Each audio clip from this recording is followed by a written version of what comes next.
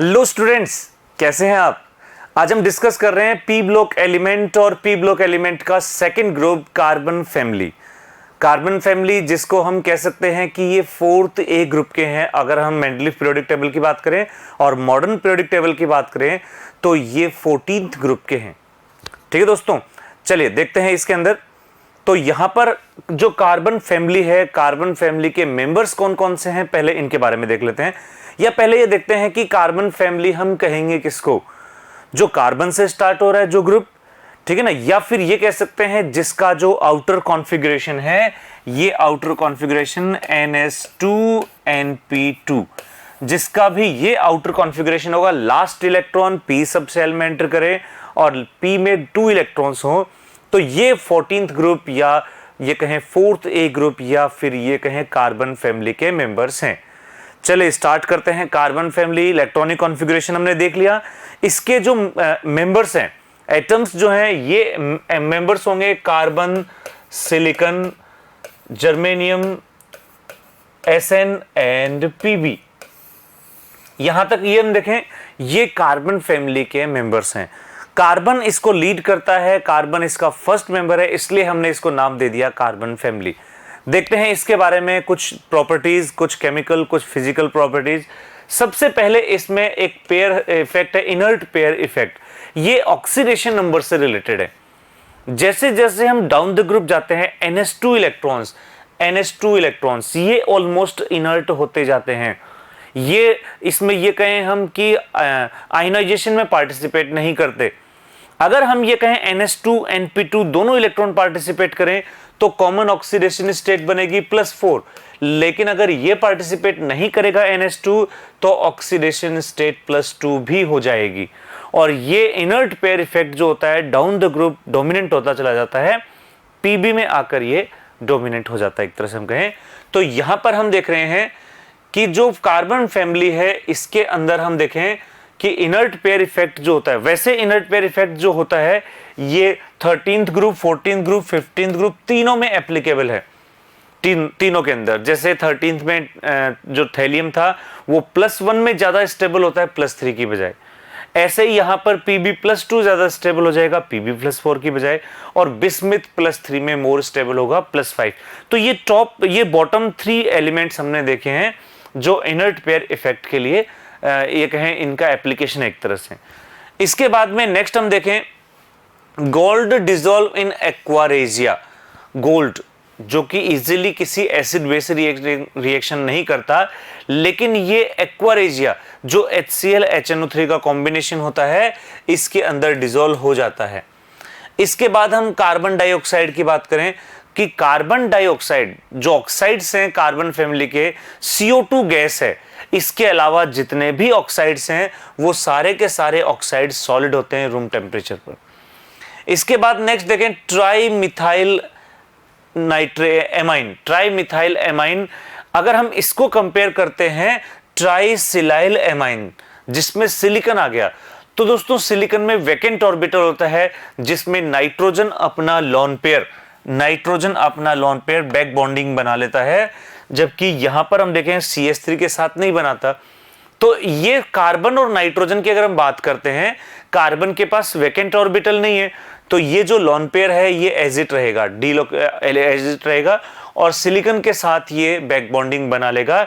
इस वजह से इसमें जो स्ट्रक्चर होती है ये प्लेनर हो जाती है, और यहां जो स्ट्रक्चर होती है वो पिरामिडल होती है कार्बन के केस में। नेक्स्ट इसके बाद में SiCl4 is a Lewis acid. SiCl4 क्योंकि वैकेंट ऑर्बिटल है सिलिकॉन के पास, तो ये इजीली लोन पेयर गेन कर सकता है। CCl4 इज नॉट, क्योंकि CCl4 में वैकेंट ऑर्बिटल नहीं है, ये नहीं कर पाएगा लोन पेयर को गेन। ठीक है, तो ये एब्सेंस ऑफ वैकेंट ऑर्बिटल की प्रेजेंस में, vacant orbital D orbital absence होते हैं, इस वजह से लोन पेयर नहीं ले पा रहा है। इसके बाद व्हाइट लेड, इसका केमिकल फॉर्मूला है PbOH2, लेड हाइड्रोक्साइड और PbCO3 कार्बोनेट, इन दोनों का कॉम्बिनेशन। लेकिन अगर हम बात करें रेड लेड की तो ये होता है Pb3O4। नेक्स्ट आगे बढ़ते हैं हम एक और प्रॉपर्टी में, सिलिकॉन्स। सिलिकॉन्स का मतलब ये होता है कि जो ऑर्गेनिक कंपाउंड जिनमें सिलिकॉन प्रेजेंट हो, इसको हम कहेंगे सिलिकॉन्स, या इसको हम कह सकते हैं ऑर्गेनोसिलिकेट्स। तो सिलिकॉन्स जो होते हैं पॉलीमेरिक ऑर्गेनोसिलिकॉन कंपाउंड्स होते हैं, और ये जो ऑर्गेनोसिलिकॉन कंपाउंड है इसमें सिलिकॉन ऑक्सीजन सिलिकॉन लिंकेज होती है, हाईली स्टेबल होते हैं ये। इसके बाद हम देखें कि ये जो सिलिकेट्स हैं, इनका जनरल फॉर्मूला जो ऑर्गेनिक सिलिकेट्स हैं R2SiO(N). ठीक है दोस्तों, तो ये एक पॉलीमेरिक यूनिट बन जाती है सिलिकॉन, जिसको सर्जरी में भी यूज करते हैं, जिसका नाम है सिलिकॉन सर्जरी। आपने सुना होगा इसके बारे में। नेक्स्ट पेज पर आते हैं कुछ और प्रॉपर्टीज के साथ में। नेक्स्ट कुछ और प्रॉपर्टीज हैं, और ये जो प्रॉपर्टीज हैं ये इनके ऑक्साइड्स और इनकी कैटेनेशन प्रॉपर्टी के लिए हैं।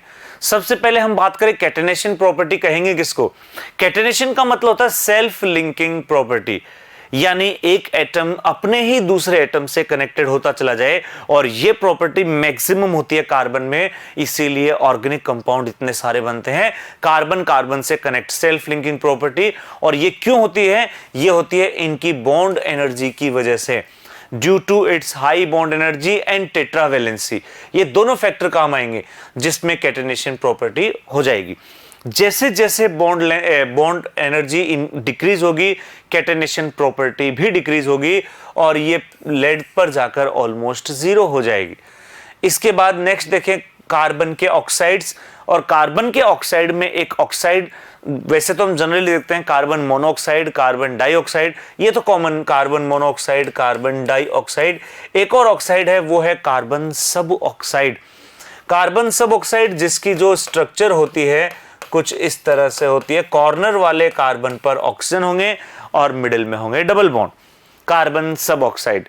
इसके अलावा देखें ये हम बनाते किससे हैं कार्बन सब ऑक्साइड, कि जब मेलोनिक एसिड जो होता है इसको P4O10 से हीट करते हैं। P4O10 या P2O5 भी कह सकते हैं। It is a dehydrating agent, और ये डिहाइड्रेटिंग एजेंट कार्बन सब ऑक्साइड का फॉर्मेशन करता है। कार्बन सब ऑक्साइड को जब और ज्यादा हीट करते हैं तो यहां कार्बन डाइऑक्साइड बनता है, कार्बन डाइऑक्साइड। और ये हमने कार्बन सब ऑक्साइड की स्ट्रक्चर बना रखी है यहां पर लास्ट में, कार्बन सब ऑक्साइड की स्ट्रक्चर, लीनियर स्ट्रक्चर होते हैं इसमें। कार्बन मोनोऑक्साइड जो होता है ये न्यूट्रल होता है, लेकिन कार्बन डाइऑक्साइड जो है ये एसिडिक होता है। चलिए नेक्स्ट पेज पर कुछ और प्रॉपर्टीज देखते हैं इसमें।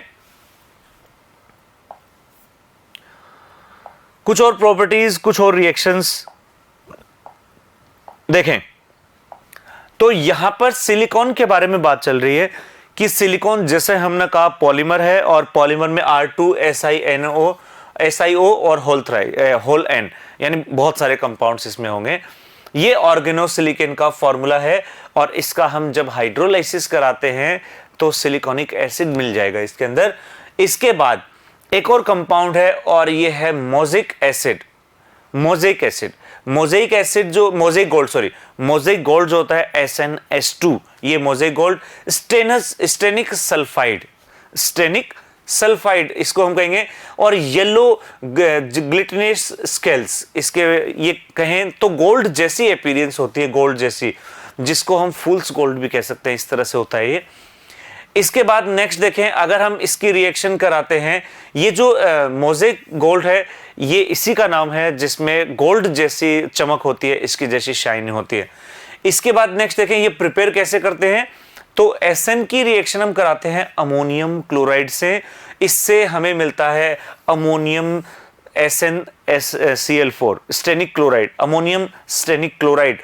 और इस अमोनियम स्टेनिक क्लोराइड को जब सल्फर के साथ हीट करते हैं तो हमें मिलता है स्टेनस सल्फाइड, और इसी को नाम दे देते हैं हम मोज़ेइक गोल्ड। इसके बाद में एक और कंपाउंड है टिन क्राई, टिन मेटल तो हम देखते हैं कि टिन हमने देखा था, ये टिन जो है इसको हम बनाएंगे कैसे। ये जो है जो बैंड टिन मेटल जब बैंड होता है तो एक वो नॉइस होती है इसमें, क्रैकिंग नॉइस। ठीक है, क्रैकिंग नॉइस होती है, क्यों होती है? क्योंकि ये जो क्रिस्टल्स होते हैं इनकी जो लेयर्स होती है वो एक दूसरे पर इसमें एक तरह से पास ओवर होती हैं, रगड़ती हैं इसमें, तो इसमें एक वॉइस होती है, इसी वॉइस को हम नाम दे देते हैं टिन क्राई, टिन जिसको हम बोलते हैं एसन इसके अंदर। इसके बाद में नेक्स्ट देखें, action of concentrated H2SO4 on tin जो मेटल है, टिन एसन जो मेटल है, इस एसन मेटल के ऊपर जब हम कंसंट्रेटेड HNO3 की रिएक्शन कराते हैं तो यहां से बनता है स्टेनिक नाइट्रेट, ये इसमें बन जाएगा। और अगर हम एसन की रिएक्शन अगेन नाइट्रिक एसिड से फिर से करा रहे हैं, अगर ये तो था डाइल्यूट कंडीशन में, हॉट एंड कॉन्सेंट्रेट कंडीशन में ले लेंगे तो बनेगा मेटास्टेनिक एसिड। चलिए कुछ और रिएक्शंस, कुछ और प्रॉपर्टीज देखते हैं इसमें हम।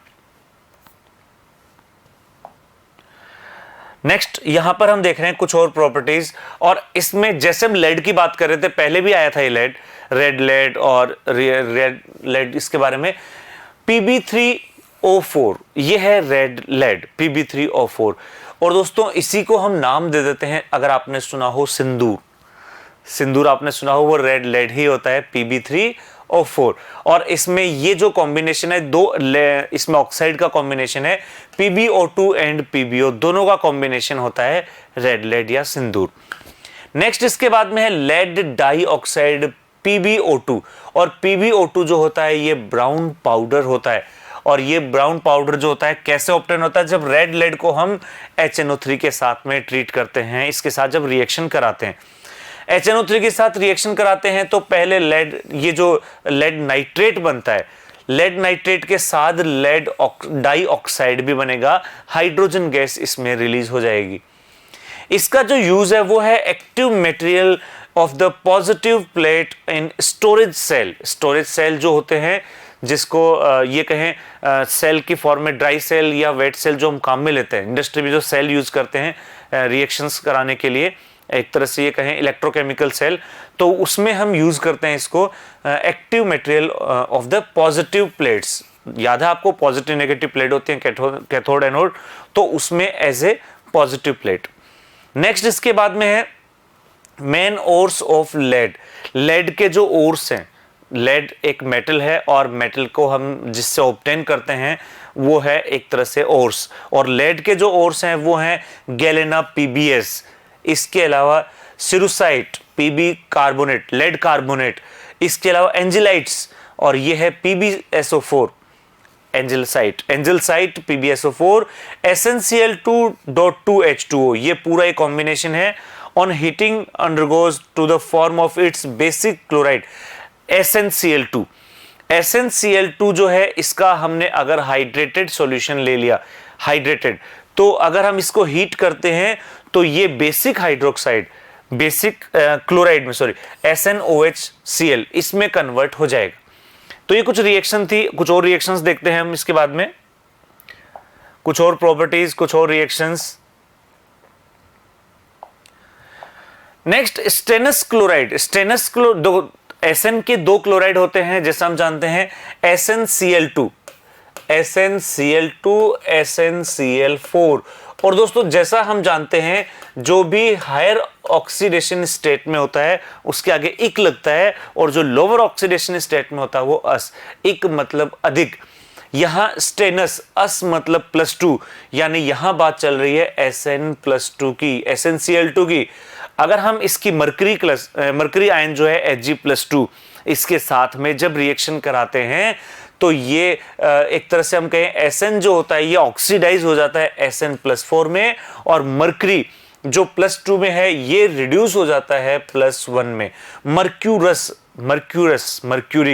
ये है मर्क्यूरिक, ये है मर्क्यूरस में रिड्यूस हो गया। इसके बाद Hg2Cl2 की रिएक्शन जब हम Sn+2 से वापस करा रहे हैं तो फिर हम देख रहे हैं कि HgO रिड्यूस हो जाता है और न्यूट्रल स्टेट में आ जाता है ब्लैक में, और ये बन जाता है SnCl4। तो दोस्तों यहां से हम ये कह सकते हैं कि Sn+2 जो होता है ये एक रिड्यूसिंग एजेंट है जो खुद ऑक्सीडाइज हो जाता है और मरकरी को रिड्यूस कर देता है। तो दोस्तों ये था कार्बन फैमिली, और ये पी ब्लॉक का सेकेंड पार्ट, यानी कि हम ये कह सकते हैं 14th ग्रुप और 4th A ग्रुप। ठीक है दोस्तों, तो उम्मीद करते हैं कार्बन फैमिली आपको समझ में आ गया होगा। Thank you students.